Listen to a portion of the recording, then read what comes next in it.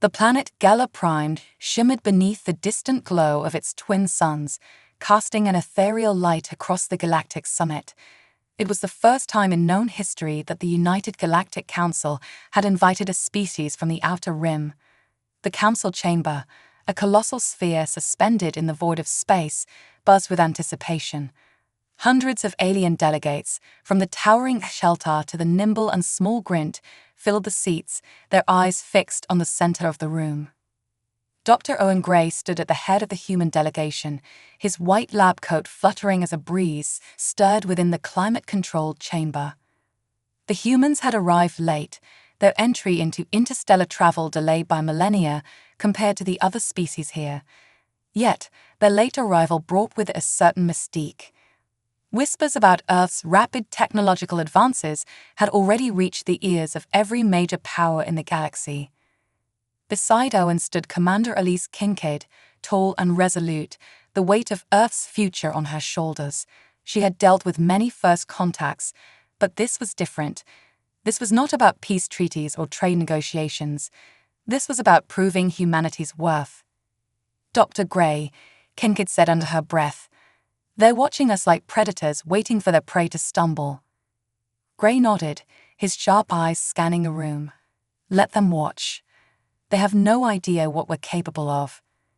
At the far end of the chamber, Zolmar, the representative of the Excelta species, stood up. He was towering and slender, with a pale blue skin that shimmered under the council's lights. His voice, amplified by the chamber's acoustics, boomed across the room. "Humans of Earth, we are curious," Zolmar began, his tone filled with skepticism. "Your species is young, barely a blink in the lifespan of this council. Yet, you seek to join us. What do you have to offer that warrants a seat among the stars?" Dr. Gray stepped forward, calm but purposeful. "We may be new to your council, Zolmar, but we have traveled far in a short time. Our advancements in energy manipulation, what you might call our wizardry, are unmatched." The room hummed with murmurs as Zolmar raised a brow, unimpressed. "Energy manipulation, is that all you have? We have harnessed energy for millennia. What makes yours different?" Commander Kincaid stepped in, her voice firm. "What we've achieved, Zolmar, is not just about harnessing energy. We've mastered the building blocks of the universe. Energy, matter, these are tools in our hands. We don't just use them, we transform them." Zolmar crossed his arms, a faint smirk on his face. "Show us." Dr. Gray gave a small nod to Kincaid. "Prepare the demonstration," he said quietly. It was time for humanity to show the galaxy what it was capable of. As the human delegation moved to set up their demonstration, the chamber filled with a palpable sense of doubt.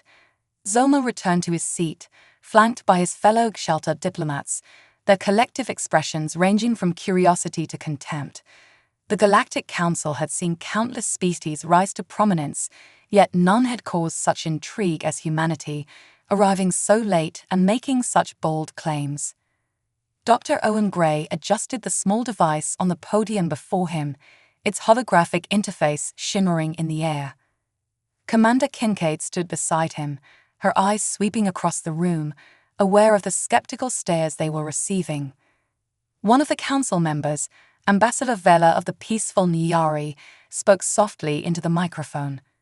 "Dr. Gray, if I may," she began, her tone measured and calm, "you speak of mastery over energy and matter. Can you explain, in simple terms, what sets humanity apart from the rest of us?" Gray offered a polite smile. "Ambassador Vela, it's not just our mastery of energy. It's our ability to see beyond conventional boundaries. We've learned not only to harness atomic power, but to deconstruct and reconstruct matter at will. What we're about to show you is a glimpse into the future of energy manipulation." A ripple of murmurs spread across the room again, and this time it was General Korath of the warlike Ixol who leaned forward, his massive frame towering over his seat, his reptilian eyes narrowed in suspicion. "This had better not be a parlor trick, human. We Ixol don't take kindly to deception." Commander Kincaid shot him a sharp glance. "You'll want to pay attention, General. What you're about to see is far beyond anything you've witnessed. Dr. Gray activated the device, and immediately the lights in the chamber dimmed. A low hum resonated through the floor as the device powered up. A bright light beamed from the center of the room, forming a complex holographic grid of atomic structures. The room watched in stunned silence as the grid shifted, molecules breaking apart and reassembling in real time. This, Gray said, his voice cutting through the tension, is humanity's future, energy manipulation at the atomic level. What you see before you is pure uranium, an element many of you know well. He paused, letting the significance of the demonstration sink in. But here's where we differ. The holographic uranium atom split, a flash of light emanating from the center. Instead of the destructive force that many had expected, the atom reassembled into something entirely new, a perfect crystalline structure. Gasps echoed around the chamber as the aliens watched with wide eyes. We don't just extract energy, Gray continued. We transform it, recycle it. Where other civilizations see destruction, we see creation. This is the foundation of our energy technology, clean, efficient, and limitless. Ambassador Vela's eyes widened in wonder. You've broken the atom without causing destruction. Is that what you're saying? Yes, Kincaid responded firmly. And that's just the beginning. We've harnessed energy in ways that allow us to terraform worlds, generate resources, and sustain life where others cannot. Zolmar, clearly shaken by the display, leaned forward. His voice, though controlled, revealed a hint of nervousness. If what you claim is true, then why haven't we heard of this before? How could humans of all species achieve such a feat? Dr. Gray smiled knowingly. We may be new to the galactic stage, but we've spent centuries perfecting our science in isolation.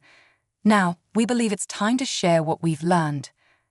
General Korath scoffed, leaning back in his chair. You expect us to believe you can wield such power without risk? No species can control the atom so easily. There must be consequences. There were, Kincaid admitted, her voice lowering. When we first discovered nuclear energy, we made mistakes, terrible mistakes. But we learned, we adapted, and now we use that knowledge to safeguard our future. The room was silent, tension building as the council processed what they had seen. Zolmar shifted uncomfortably, clearly unsettled by the human demonstration. The Ixchelta had always prided themselves on being the pinnacle of intellectual advancement, yet here were humans, defying expectations with their technological prowess. Ambassador Vela broke the silence. And what do you propose, humans? What is it you seek from the Galactic Council? Dr. Gray's voice was calm, but there was a weight to his words. We seek to join you, not as followers, but as equals. Our technology can benefit the entire galaxy, but we demand respect and autonomy in return. General Korath let out a low growl. And if we refuse? Kincaid didn't blink. Then we'll continue to thrive on our own. But you'd be missing out on the greatest technological leap your civilizations have ever seen. Zolmar's expression darkened. You ask for much, humans. Power of this magnitude cannot be given freely. There are rules, traditions, agreements in place for a reason. Dr. Gray met Zolmar's gaze, unflinching. We are aware of your rules, Zolmar, but this isn't about tradition, it's about the future. The council chamber remained quiet, each delegate processing what had just been revealed. Humanity had stepped onto the galactic stage, not as conquerors or as students, but as equals with a power that defied the limits of the known universe. Zolmar finally stood, his voice tight. Very well. If you wish to claim a seat among us, then prove yourselves further. Let's see if your wizardry can stand up to real challenges. Dr. Gray smiled slightly. We welcome the challenge. The Galactic Council chamber was still buzzing with whispers after the human demonstration. The holographic display had left many delegates in awe, while others, like General Korath and Zolmar, wore expressions of skepticism and concern. As the lights returned to normal, the weight of the moment hung in the air. Humanity had revealed its cards, but not everyone was convinced. Impressive, Zolma said, his voice tight and calculating. But demonstrations mean little without real-world application. You claim to control energy in ways we cannot, yet all I see are tricks. Dr. Owen Gray stepped forward, calm and composed. What you saw was no trick, Zolma. It's a glimpse of what humanity has achieved, but if you need more proof, we're prepared to show you. Zolma's eyes narrowed. What exactly do you propose, human? Another light show. Commander Kincaid's lips tightened into a thin line. She had expected resistance, but Zolma's arrogance was wearing thin. We propose something more tangible, she said, her voice firm. We've prepared a field test, a demonstration of our terraforming technology. We'll show you how we can turn even the most hostile environments into livable worlds. The council chamber stirred with interest. Terraforming was a highly sought-after technology, one that few civilizations had mastered. The ability to transform a barren, toxic planet into a flourishing environment could shift the balance of power in the galaxy. Ambassador Vela leaned forward, her eyes full of curiosity. You can terraform worlds, Commander Kincaid. Are you suggesting that humans possess the ability to reshape entire planets? Dr. Gray nodded, his voice measured. We've been refining the technology for decades. It's not just about survival, it's about creation. We can turn wastelands into thriving ecosystems, and we can do it efficiently. General Korath, who had remained silent until now, let out a deep, rumbling laugh. Terraforming. We've seen what passes for human colonization. You scrape by on desolate moons and call it progress. I'll believe it when I see it. Kincaid's eyes flashed with determination. You will. Zolma raised a hand, his long fingers curling in a gesture of mock politeness. Very well, humans. You've piqued our interest. There's a planet on the outskirts of the Extelta system, Gorlith Prime. It's a barren rock, hostile and irradiated from the remains of a supernova. If you can terraform that world, then perhaps we'll take your claims seriously. There was a murmur of approval among the council members. Gorlith Prime was infamous as a dead world, a place no civilization had ever attempted to colonize due to its extreme conditions. The challenge was clear. If the humans could transform that planet, their technology would indeed be revolutionary. Commander Kincaid glanced at Dr. Gray, who gave a small nod of agreement. We accept the challenge, she said, her voice steady. We'll need 3 standard days to set up, but you'll have your proof. Zolmar's smirk faded slightly, replaced by a hint of wariness. Very well. The council will observe your efforts from a safe distance. I trust you won't disappoint. With the decision made, the council session was adjourned, and the human delegation left the chamber to prepare. As they made their way back to the docking bay, Kincaid couldn't help but feel the weight of what lay ahead. Terraforming Gorlith Prime would be no easy task, even with their advanced technology. Dr. Gray walked beside her, his expression thoughtful. It's a risky move, he admitted quietly, but it's the only way we can show them we're serious. Kincaid nodded. If we pull this off, no one will be able to doubt us. But if we fail... We won't fail, Gray said, his voice firm. We've tested the technology under harsher conditions than this. Gorlith Prime may be a challenge, but we're ready. As they boarded their ship, the Atlas, Kincaid turned to her team. We've got 3 days to prepare. I want all systems running at full capacity. Gray, get your team ready. We're going to show these aliens exactly what humans are capable of. 3 days later, the Atlas descended onto the surface of Gorlith Prime. The planet was even more inhospitable than Kincaid had expected. The ground was a cracked, barren landscape, riddled with radiation hotspots and toxic gases swerving in the air. The sky was a sickly yellow, darkened by the remnants of the supernova's fallout. It was a place where no life could survive, or so the council believed. The Atlas crew wasted no time. Dr. Gray and his team deployed a series of terraforming pods. each one designed to alter the planet's atmosphere and gradually convert the toxic elements into breathable air. It was cutting-edge technology, something humanity had perfected on Mars and several moons within their own solar system. But Gorlith Prime was different. Its radiation levels were off the charts, and the environmental instability made it one of the most dangerous worlds they had ever encountered. Gray worked tirelessly, monitoring the progress of the terraforming process while Kincaid coordinated their defense systems. The Council had agreed to observe from a distance, but there were rumors that some factions, particularly the warlike Exile, might attempt sabotage. Humanity's success would upset the balance of power, and not everyone was eager to see that happen. Hours turned into days as the terraforming pods worked their magic. The transformation was slow at first, barely noticeable. But as the toxic gases began to dissipate and the radiation levels dropped, a faint shimmer of hope appeared on the horizon. Pockets of clean air began to form, and the temperature stabilized. The once dead ground showed signs of moisture, and soon the first seedlings, genetically engineered by Gray's team, took root. By the third day, the change was undeniable. Gorlith Prime, once a barren wasteland, was beginning to show the first signs of life. Kincaid stood on the observation deck of the Atlas, watching as the planet slowly transformed below.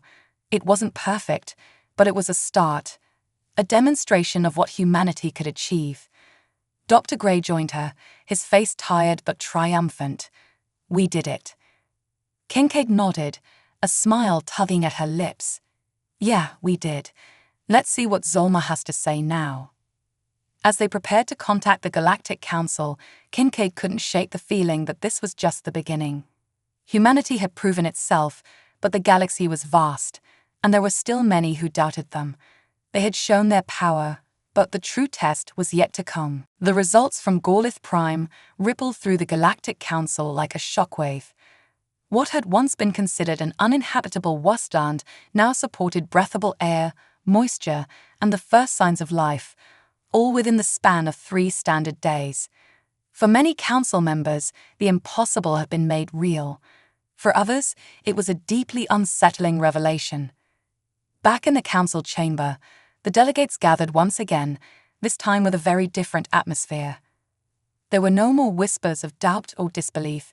Instead, the air was charged with anticipation and unease. Zolmar and General Korath sat in silence, their eyes fixed on the humans who now commanded the room's attention. Ambassador Vela, always the calm voice of reason, was the first to speak. "Dr. Gray, Commander Kincaid, your demonstration on Gorlith Prime was nothing short of extraordinary. I believe I speak for many when I say we are deeply impressed by what humanity has achieved." Dr. Gray offered a respectful nod. "Thank you, Ambassador.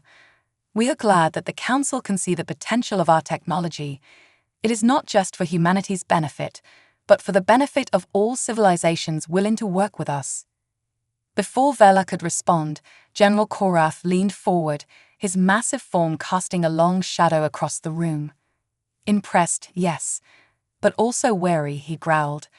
"Technology like this shifts the balance of power. If humanity can terraform dead worlds, what's to stop you from turning your energy manipulation into a weapon?" The room fell silent at Korath's words. The fear of technology being used for destruction was a shared anxiety among many species. Wars have been fought and civilizations ruined over the misuse of advanced technology. And now humanity, a relatively new player on the galactic stage, had demonstrated power beyond what most had imagined. Commander Kincaid met Korath's gaze, her expression unwavering. "Our technology is not a weapon, General. It's a tool. We have learned from our past mistakes. Nuclear energy, atomic warfare. Yes, we know the dangers, but that is precisely why we've developed this technology, to create rather than destroy." Korath's eyes narrowed. And yet, in the wrong hands, even the most peaceful tools can become the deadliest weapons. How can we trust that humanity will not one day turn this power against the rest of us? Before Kincaid could respond, Zolmar raised a hand, his voice smooth, but edged with something darker. It's a valid concern, Commander. Humanity's rise has been swift, perhaps too swift. You asked to be treated as equals, but your technology gives you an edge that no other species here possesses. You have shown us what you can create, but you have not shown us what you might destroy. Dr. Gray stepped forward, his tone calm but firm. We understand your concerns, but know this: humanity does not seek dominance. We seek collaboration. The power we wield is not something we take lightly. We've already shared the science behind our energy manipulation with trusted allies, and we are willing to extend that knowledge to the Council, provided we are treated as equals. Zolmar's gaze flickered with uncertainty. For the first time, it was clear that he was not only skeptical, but also wary of the potential shift in power dynamics. As one of the more influential members of the Galactic Council, the Excelta had long prided themselves on their intellectual superiority. But now, humanity's advancement threatened that position. Sharing your technology is not enough, Zolmar said, his voice hardening. We need assurances. Your species must prove that you are committed to peace, not just progress. Otherwise, we cannot guarantee the Council's support. Kincaid glanced at Dr. Gray, who gave a small nod. She stepped forward, her voice steady but carrying the weight of their message. We're prepared to offer a demonstration of our commitment, not just with words, but with action. General Korath raised an eyebrow. What kind of action? Kincaid took a deep breath. There's a planet on the outskirts of our solar system, Titan. It's a frozen wasteland, but it holds potential. We're offering to terraform Titan as a joint project between humanity and the Galactic Council. We'll share our technology, and together, we can create a habitable world. This will prove that we're serious about collaboration, not domination. The room was filled with murmurs as the Council members considered the proposal. A joint project of this scale had never been attempted before, and the idea of terraforming a world within the human solar system intrigued many. Ambassador Vela smiled softly, her eyes lighting up with the possibilities. A cooperative project could indeed be a way to bridge our cultures and ease concerns. It would show that humanity is willing to work alongside us, not above us. General Korath, still skeptical, crossed his arms. And what if something goes wrong? What if your technology fails, and we're left with another uninhabitable world? Dr. Gray met his gaze. We've accounted for every possible outcome. Our technology has been tested on hostile environments, and we've already seen success on Gorlith Prime. We're confident that, with the Council's support, we can transform Titan into a thriving world. Zolmar remained silent for a moment, his mind clearly racing through the implications of this proposal. Finally, he spoke, his voice more measured than before. If this joint project succeeds, it will set a precedent for future cooperation between our species. But if it fails... It won't fail, Kincaid said firmly. We're not asking for blind trust. We're asking for a chance to prove that humanity belongs here as partners and equals. The council chamber grew quiet once more as the delegates weighed the offer. Finally, Ambassador Vela turned to the rest of the council. I propose that we move forward with the human offer. Let us work together to terraform Titan and see where this new alliance may lead. General Korath grunted, clearly still hesitant, but he nodded. If this is how we test your resolve, human, then so be it. But know this, we will be watching closely. Zolmar, his expression unreadable, gave a slow nod of agreement. Very well, let the joint project begin. But remember, humans, this is your final test. Succeed, and you'll have your seat at the table. Fail, and there will be consequences. Dr. Gray and Commander Kincaid exchanged glances. The stakes had never been higher, but this was exactly what they had come here to achieve. Humanity was no longer standing on the sidelines. They were now part of the galactic future, with all the challenges and opportunities that came with it. As the council session concluded, Kincaid felt a surge of determination. They had proven their worth on Gorlith Prime, but now the real work began. The joint terraforming project on Titan would either solidify their place in the galaxy or expose them to dangers they hadn't yet anticipated. The Atlas was once again heading toward the edge of known space, but this time, humanity was not alone. On board were representatives from several alien species, including Zoma of the Exceltar and General Korath of the Exile. The joint mission to terraform Titan, one of Saturn's moons, was underway. The challenge was clear: transform this frozen, inhospitable world into something habitable. But the task carried far greater stakes than just scientific curiosity. It was a test of humanity's place in the galaxy. Commander Elise Kincaid stood on the bridge of the Atlas, watching as the icy surface of Titan grew larger in the viewports. The ship was abuzz with activity. Scientists and engineers worked tirelessly to prepare the terraforming technology for deployment. This time, everything had to go perfectly. There would be no room for error, especially with skeptical eyes watching their every move. Dr. Owen Gray stood beside her, his face reflecting a mixture of excitement and tension. "We're about to make history, Elise," he said quietly. Kincaid nodded. "Let's just hope it's the kind of history that doesn't end in disaster." Gray chuckled softly, but there was a nervous edge to it. "We've prepared for every contingency. The only variable we can't control is how our guests will react." Behind them, Zomar and General Korath stood in quiet observation, surrounded by their own delegation of scientists and security personnel. Zomar, ever the skeptic, seemed more interested in finding flaws in humanity's plans than offering support. General Korath, however, was more focused on ensuring that if anything went wrong, his people would be ready to intervene. "We've run the simulations 1,000 times," Gray said, breaking the silence. "The atmospheric processes will convert Titan's nitrogen-heavy air into something breathable. The geothermal reactors will tap into the moon's core to generate heat. If all goes well, we'll have the first signs of life within a week." Kincaid crossed her arms, glancing over at the alien delegates. "And if it doesn't go well?" Gray sighed. "Then we're back to square one, but I believe in the science. We've done this before, and we can do it again." Zomar, who had been listening in, finally spoke. "Your confidence is admirable, Dr. Gray, but I've seen many projects like this fail. Titan is no ordinary world. Its climate is more volatile than any of your previous tests, and its distance from the sun will make sustaining life here nearly impossible." Gray turned to face Zomar, his expression calm but resolute. "That's exactly why we're doing this.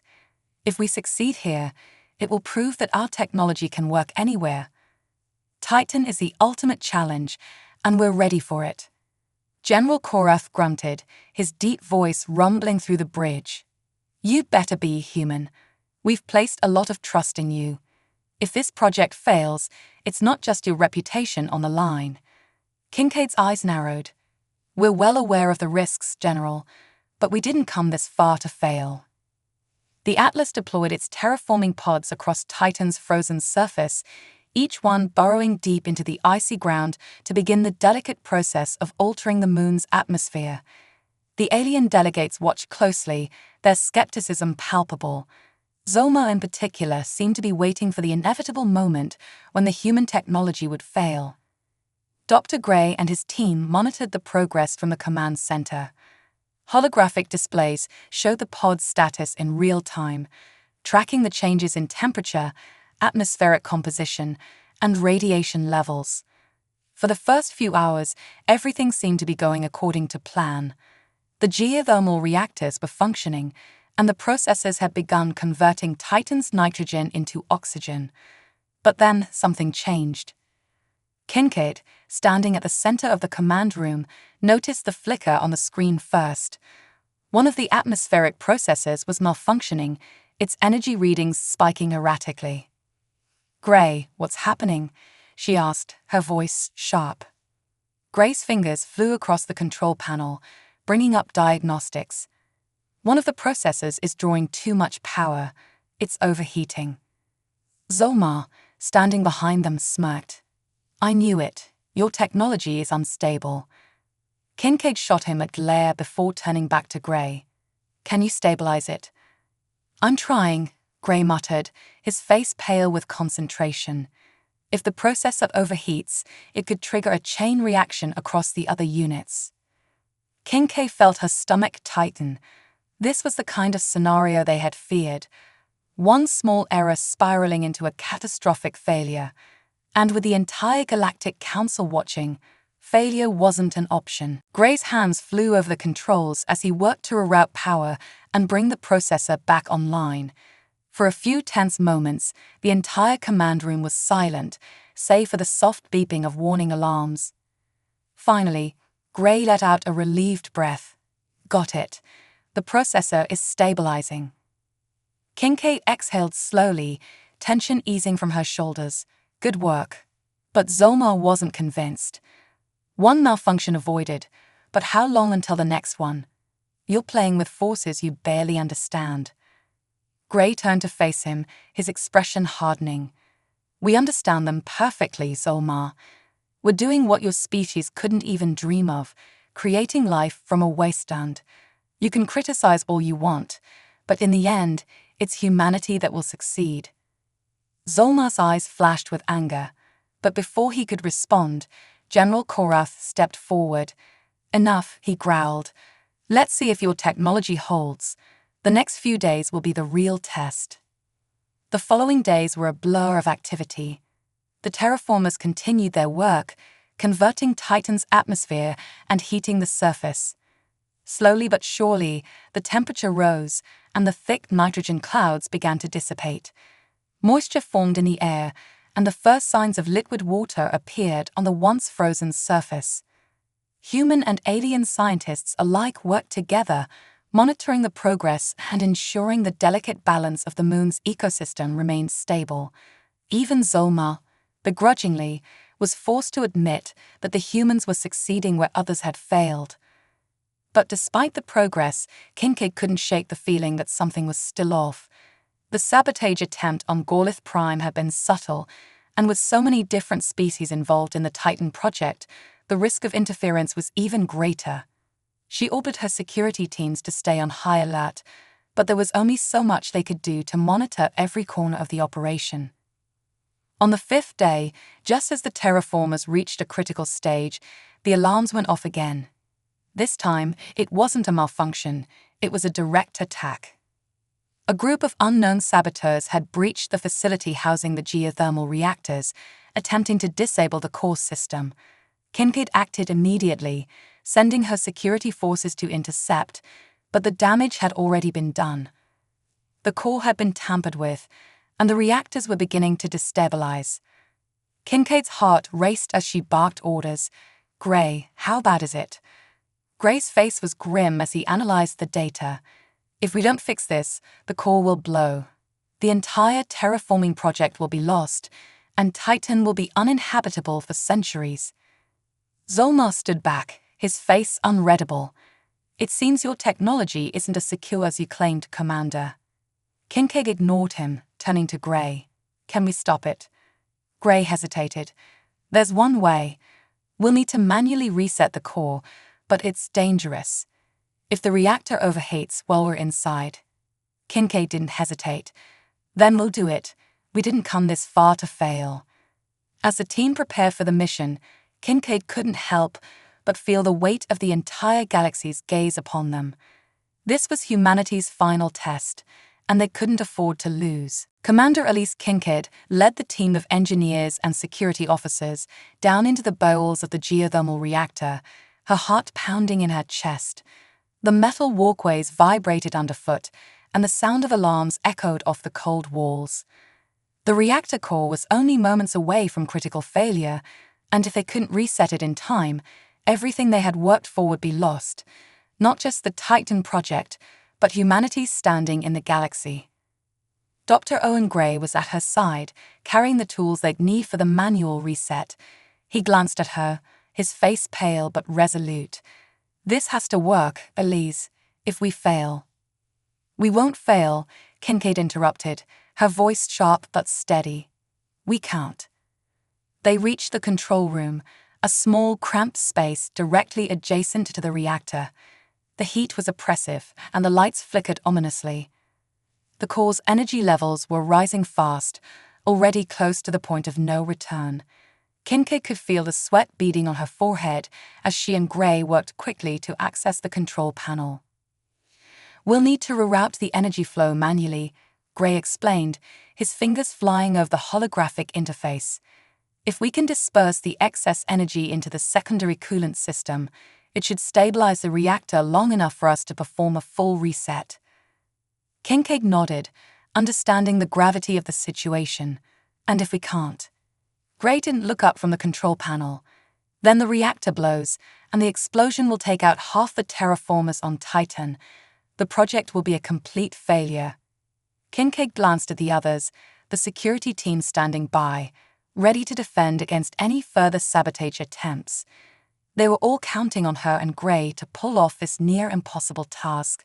She couldn't let them down. With a deep breath, she placed her hands on the manual override controls. "Tell me when you're ready." Gray's brow furrowed in concentration as he adjusted the power flow. "On my mark, now." Kincaid pulled the lever, and a low rumble reverberated through the reactor. For a moment, nothing happened. Then the energy levels on the screen began to drop, slowly but steadily. The coolant system was working. Gray let out a relieved sigh. "It's holding. We've bought ourselves some time." "Good," Kincaid said, but she knew they weren't out of danger yet. "Now let's reset this thing before it decides to blow after all." They worked in silence, the tension in the room thick. The reactor hummed ominously in the background as they carefully initiated the reset sequence. Kincaid's mind raced with thoughts of what would happen if they failed. She could picture Zolmar's smug face, ready to declare humanity unfit for galactic collaboration. The Ixalar war machine might even use a failure as an excuse to attack Earth. Everything hinged on the next few moments. Finally, Gray hit the last key on the interface, and the reactor's warning alarms ceased. The power levels stabilized, and the lights in the control room flickered back to full strength. "It's done," Gray said, his voice filled with disbelief. "We did it." Kincaid exhaled, the weight of the moment crashing down on her. They had saved the project, and with it, humanity's future in the galaxy. "Good work, everyone," she said, turning to the team. "Let's get out of here and check on the surface." Back on the surface, the transformation of Titan was undeniable. The terraformers had stabilized, and the atmosphere was rapidly becoming breathable. Water flowed across the frozen landscape in rivers, and the sky, once a thick, hazy yellow, was now a pale blue, thanks to the introduction of oxygen. The alien delegates had been watching from their observation posts, and as Kincaid and Gray emerged from the reactor facility, they were met with astonished silence. Even Zolmar, who had been the most vocal critic, looked taken aback by what he was witnessing. Titan was no longer a barren, frozen wasteland. It was on its way to becoming a livable world. General Korath, who had remained skeptical throughout the project, stepped forward, his reptilian eyes narrowing as he surveyed the changing landscape. "You've done it," he said, his voice filled with grudging respect. "You've succeeded where many thought you would fail." Kincaid met his gaze, her posture confident but not boastful. "This is just the beginning, General. Humanity has much more to offer than you realize." Zolmar, clearly struggling to maintain his composure, approached slowly. You've exceeded our expectations, Commander Kincaid. I must admit, I underestimated your species." Dr. Gray smirked. "You're not the first, Zolmar. But now that you've seen what we can do, maybe you'll start to take us seriously." Zolmar hesitated for a moment, then nodded. "Perhaps I will. Your technology, your wizardry, as you call it, has indeed proven to be revolutionary. The Galactic Council will recognize your achievements, and I will personally recommend that humanity be granted full membership." There was a murmur of approval among the other delegates, and even General Korath offered a nod of agreement. The tide had shifted, and humanity had earned its place at the table. Ambassador Vela, who had always been supportive of the humans, stepped forward with a warm smile. "This is a new dawn for all of us. humanity's ingenuity and resilience have proven that they belong among us. Together we can build a brighter future, one where all species benefit from each other's strengths. Kincaid and Gray exchanged a look of satisfaction. They had done it. Humanity had gone from a species on the fringe of the galaxy to a full-fledged member of the Galactic Council. Their ability to manipulate the very fabric of the universe had earned them respect and trust, but more importantly, it had opened up new possibilities for the future. As the delegates prepared to return to their ships, Kincaid gazed out at the changing landscape of Titan. The once dead moon was now filled with the promise of life, and it was only the beginning.